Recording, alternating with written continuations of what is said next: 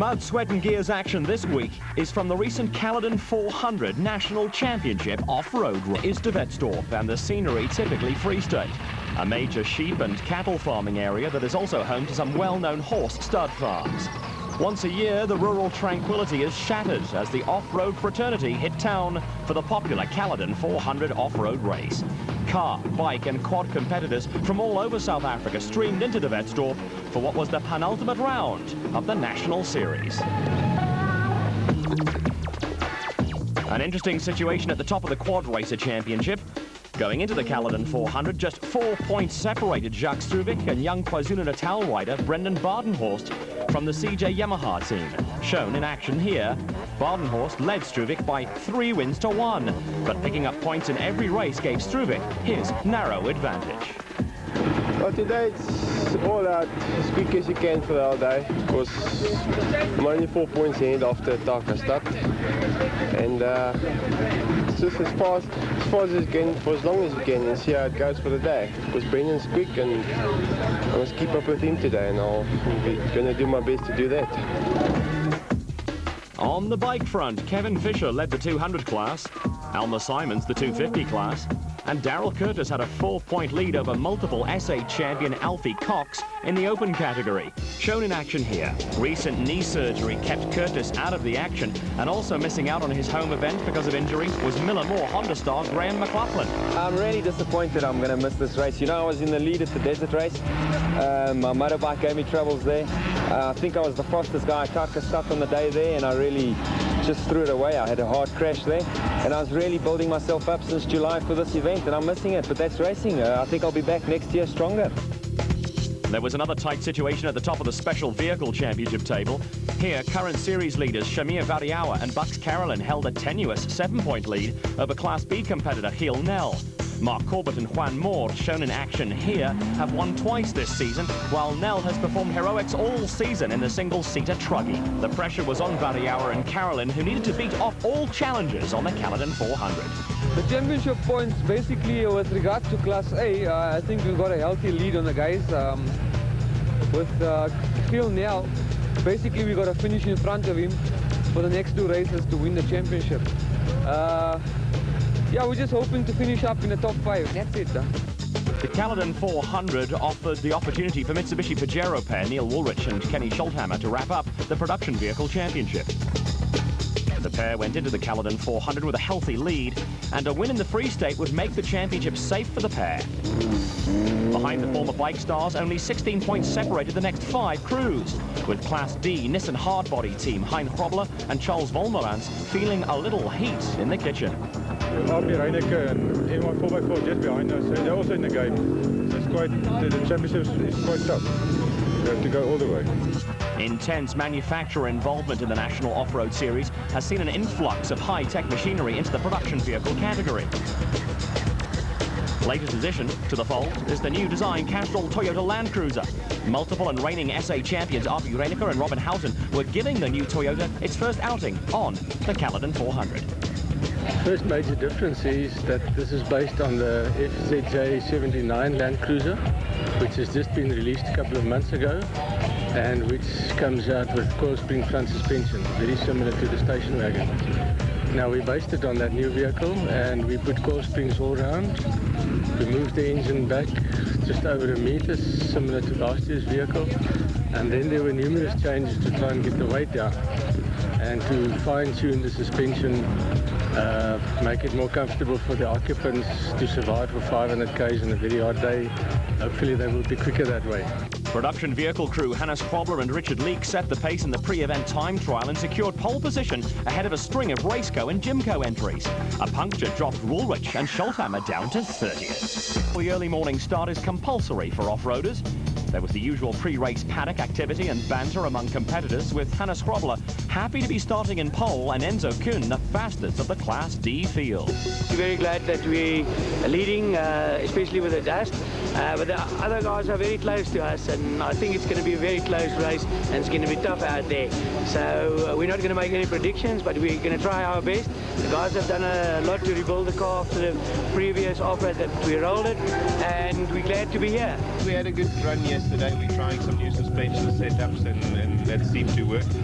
we'll see today how the event goes, 500 Ks or 400 kilometers, so we'll start off a bit slower and try and pace ourselves. There was an interesting innovation on the Caledon 400. Based on concepts used in the United States, there were multiple fuel and pit stops along the de Wetstorp-Bloemfontein road. The idea proved popular with competitors and was an added attraction for spectators along the route. The start of the Caledon 400 and the thumbs up from the ever jovial Hannes Grobler before going out to do battle on what was going to prove to be a tough course. Despite the early starts, off-road events are drawing increasing numbers of spectators. And there was a good turnout when Grobler and co-driver Richard Leek were flagged away in the Nissan hardbody. There's always a little glamour attached to motorsports events, so all round the scenery was pleasant. A second car away were Bevan Berthold and Atang Machachaneni in the Speedstick Raceco. And behind them, Berthold's big mate, Brandon Harkus, and Tom Smith in the Finstruck Raceco. Out on the route, Berthold quickly had the bit between his teeth, with the Speedstick Raceco quickly overtaking the Frobler Leek Nissan to move into the overall lead. Berthold and Machachaneni started the day with 2 wins under their belts, but a promising start to the Caledon 400 was to end in disappointment before the first designated service point. A broken gearbox was to force the Speedstick crew into calling it a day. Frobler and Leek also ran into early problems in the Nissan that was completely rebuilt after a big quick-fit 400 crash. 2 punctures in the first 60 kilometers slowed the Nissan's progress, with the pair under pressure from some hard chargers looming up behind them. The first of the chargers behind the Nissan were Brandon Harkus and Tom Smith, both the sons of off-road legends and have inherited a full speed ahead at all costs attitude to racing. Racecos and Gymcos were queuing up behind the Harkus-Smith combination, with 2-time winners Mark Corbett and Juan Moore being chased by the Douse-Penning combination in the Ellis Lehman-Signs Raceco. Douse was competing in only his 5th event and has made a big impression this season. Rally star turned off-road racer Enzo Kun and Francois Jordan were running at the front of the field in the factory Mitsubishi Colt, with repelling and Nissan attack top of the agenda for the pair. Kun is in his first full season of off-road racing, but is so talented he's taken to it like a duck to water. Colt are also in their first season of off-road racing, with this year's championship a development process for the factory squad. The Caledon 400 was a development process for reigning production vehicle champions Arpi Reinecker and Robin Houghton in the Castrol Toyota Land Cruiser.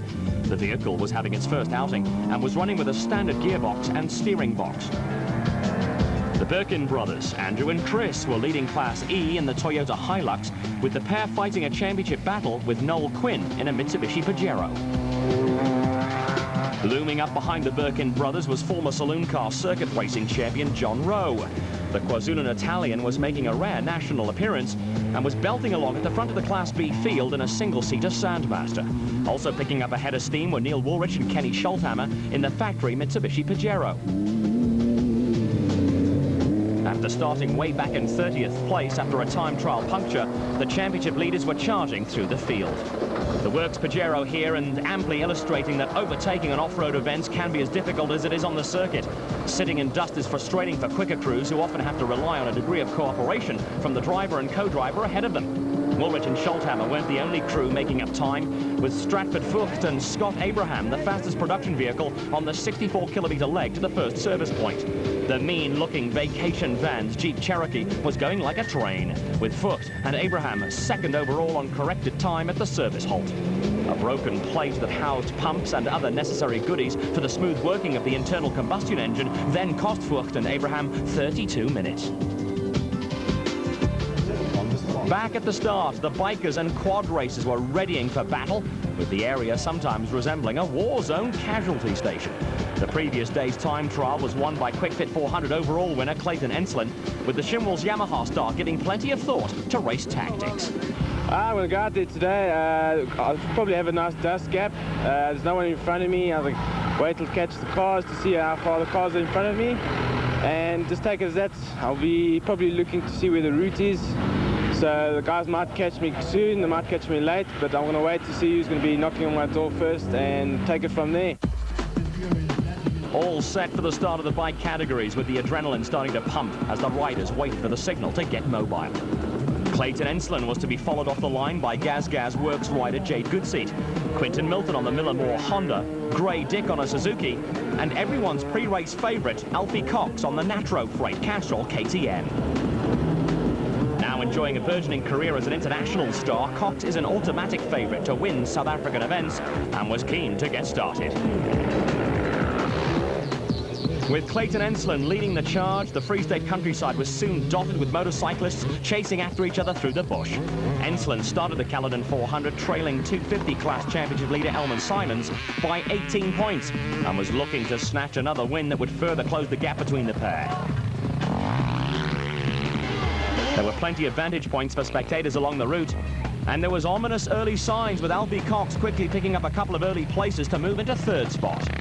The motorcycle scene in off-road racing has been dominated by Cox for around a decade, with the KwaZulu-Natalian now also able to call on all the experience he's picked up on the Paris-Dakar and other international events. Cox had already moved ahead of Jade Goodseat on the Gaz entry, with another KwaZulu-Natalian and Brendan Crooks getting off to a good start on one of the Miller Moore Honda entries.